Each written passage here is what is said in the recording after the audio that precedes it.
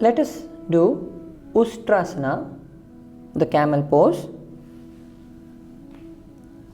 Sit in Dandasana. From here, fold both your legs and come to Vajrasana. Rise up onto your knees, knees shoulder width apart. Breathe in and raise your right hand, place it on the right foot. Similarly, raise your left hand and place it on the left foot. If you are not flexible, you can place the hand on the heel.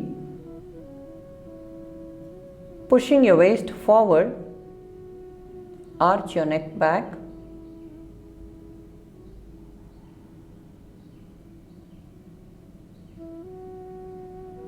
Hold for a few breaths until you feel comfortable and relax.